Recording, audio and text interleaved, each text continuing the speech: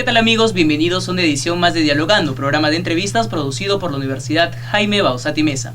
Esta vez hemos salido del auditorio de la universidad donde se graba normalmente y estamos en el set de Bauzate Radio para que nuestro entrevistado del día de hoy se sienta más cómodo porque esto es su espacio de trabajo. Él es el profesor Raúl Sotelo. Muchísimas gracias por haber aceptado esta entrevista. Usted desde hace 5 años trabaja como jefe de informaciones en Radio Nacional, pero tiene una amplia trayectoria de 28 años. Así es, José, muchas gracias por esta oportunidad de conversar contigo de temas periodísticos, radiales, y un saludo para nuestros amigos que nos están viendo. Además, también será expositor del Open House Bauzate. Así es, el 13 de julio, a partir de las 5 de la tarde, esperamos pues que se inscriban los jóvenes con vocación de periodistas para que conozcan nuestras instalaciones, la universidad, cómo trabajamos y de alguna manera interactuar con los docentes que vamos a participar en este Open House.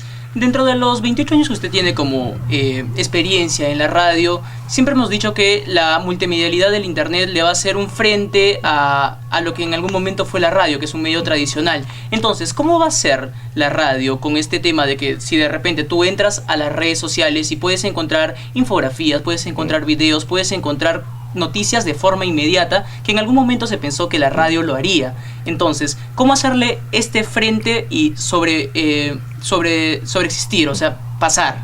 Bueno, los viejos profesores de periodismo siempre enseñaban que la radio anuncia, la televisión muestra y los periódicos explican. Analizan, ¿no? Exacto. Pero la radio, ante esta irrupción de internet con sus contenidos instantáneos al segundo, lo que tenemos que hacer es sacar provecho de las bondades tecnológicas, ¿no? De las TICs. Entonces la radio... ¿Cuál podrían ser esos tips? Si hay una información de último minuto, por ejemplo, el último atentado en Turquía, en el aeropuerto.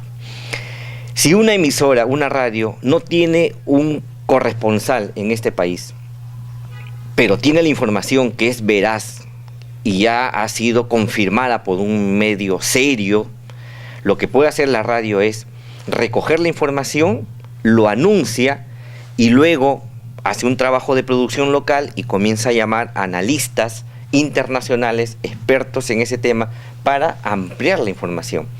Pero ¿de qué manera nos hemos aprovechado o valido del internet? Recogiendo información de medios de fuentes fidedignas, ¿no?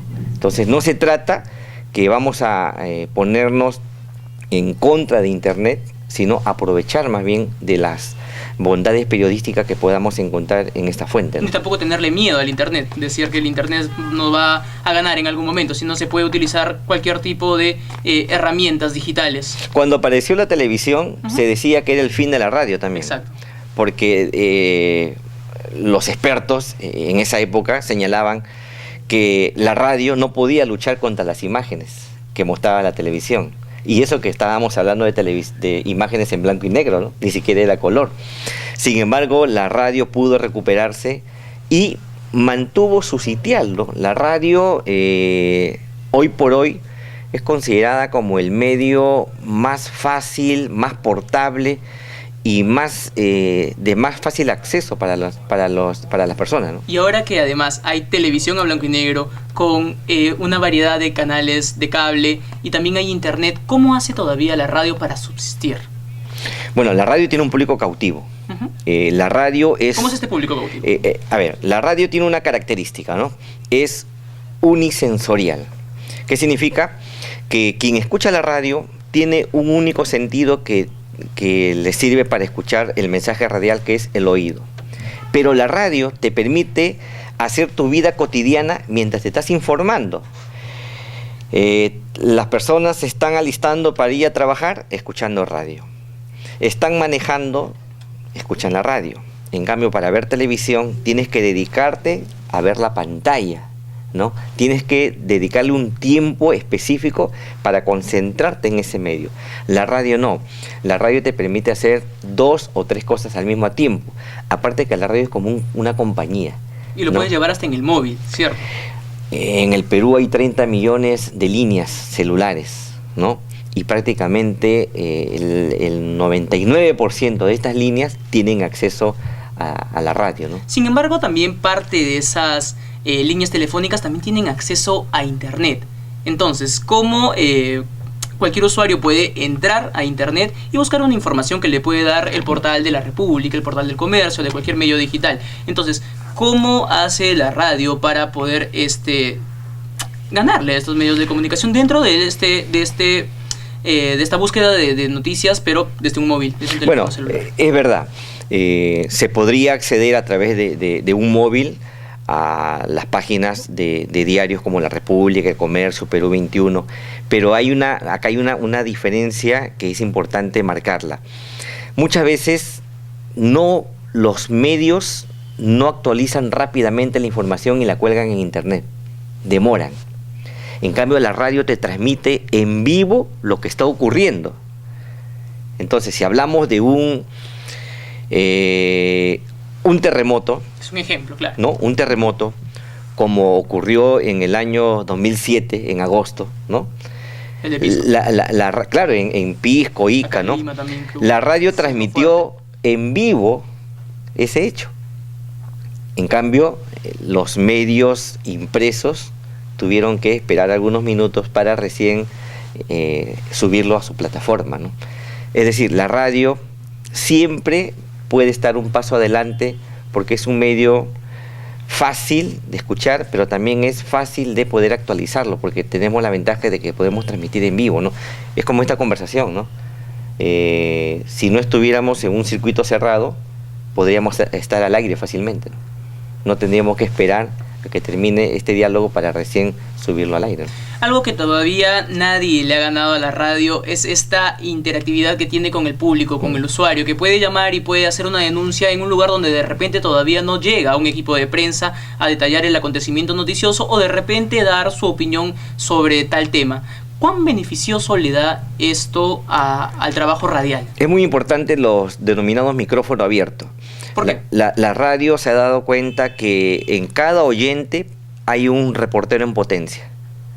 Muchas veces la radio ha transmitido un hecho de último minuto, urgente, porque un oyente salió al aire con esa información. ¿Y este reportero en potencia cómo se diferencia del trabajo del periodista, que es un reportero pero profesional? Claro, lo que pasa es que esta persona está haciendo lo que se denomina el periodismo ciudadano. No tiene el formato, no tiene la tecnología, no tiene la forma como presentar una noticia, pero sí te da la información. Información que luego es ampliada con sus detalles por el periodista cuando llega al lugar. Pero ya el oyente dio el hecho desde el mismo lugar y que de alguna manera le permitió a esa radio ser la primera en dar la información, ¿no? Entonces, siempre es importante la participación de los oyentes, no por gusto. Hay una emisora que tiene como eslogan "Tu opinión importa", ¿no? Y que durante todo el día abre sus micrófonos. Pero abrir el micrófono a las personas no también le da como que una cierta instancia a que los usuarios que están llamando puedan de repente en algún momento hablar de manera despectiva. O sea, no es necesario que también haya un filtro para poder contrarrestar este tipo de malas opiniones. Bueno, hay llamadas y llamadas. Es importante que los conductores radiales siempre recuerden a quienes participan que hay que mantener cierta cordura, respetar la opinión de las personas, y si vemos y si notamos que un oyente de alguna manera se está excediendo, lo que tenemos que hacer es de inmediato cortar, ¿no?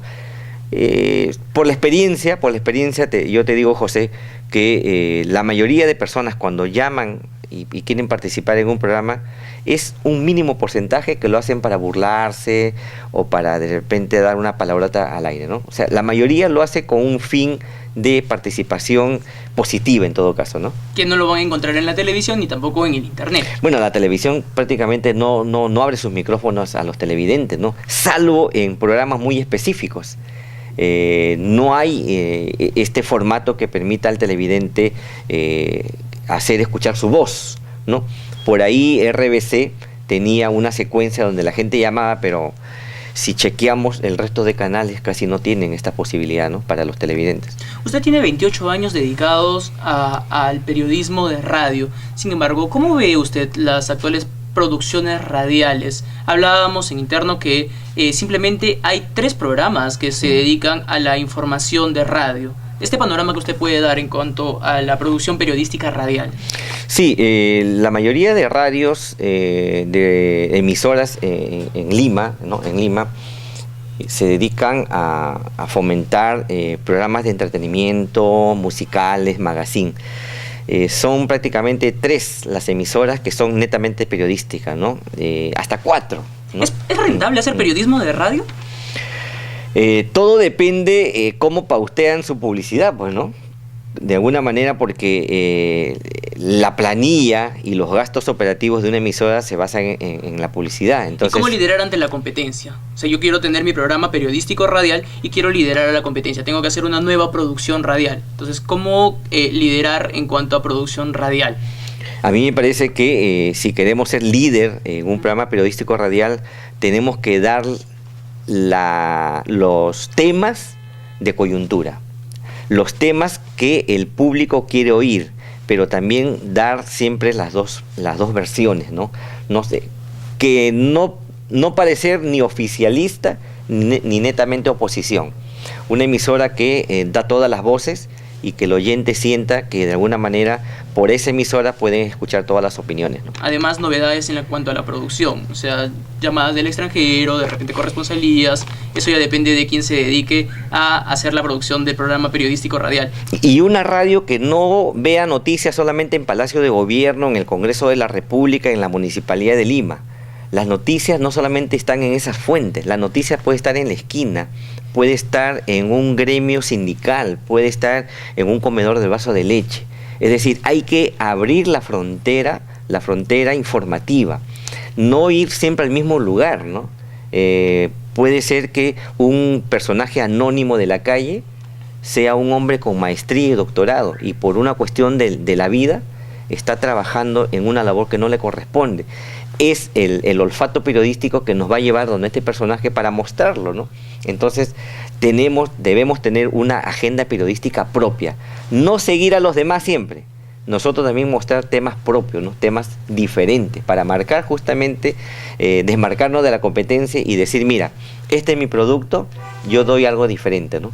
Todo eso lo dice en cuanto, en base sobre la base de su carrera como docente también universitario. Entonces, siguiendo la misma línea sobre la base de su carrera como profesor universitario en temas radiales, yo quería preguntarle qué debe tener un periodista, un alumno que quiere estudiar periodismo, cuáles son lo que debe tener y lo que no debe tener. Las habilidades. Primero, un joven, si quiere saber que tiene vocación periodística, siempre tiene que buscar la verdad.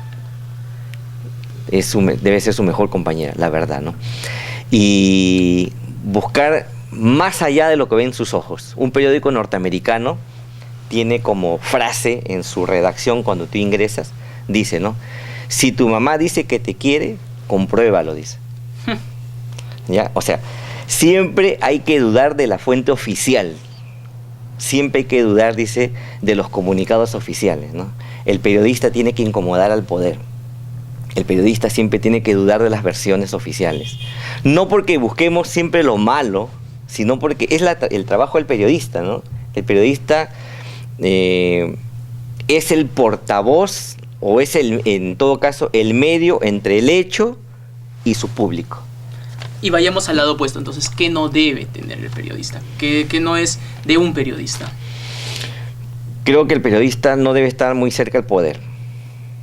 Debe siempre mantener esa independencia de los grupos de poder, tanto público como privados. Siempre debe mantenerse lo más que pueda alejado de estos dos sectores para que le dé solvencia y la capacidad de poder cuestionar, criticar cuando tenga que hacerlo, ¿no? Caminar entre Dios y el diablo. Claro. Si se podría decir, claro, de alguna forma. Claro. Profesor, muchísimas gracias por haber aceptado esta entrevista. No, José, ha sido un gusto conversar contigo estos minutos sobre periodismo radial y lo invito a tus televidentes para que sigan viendo estos interesantes entrevistas periodísticas. Exacto, muchísimas gracias.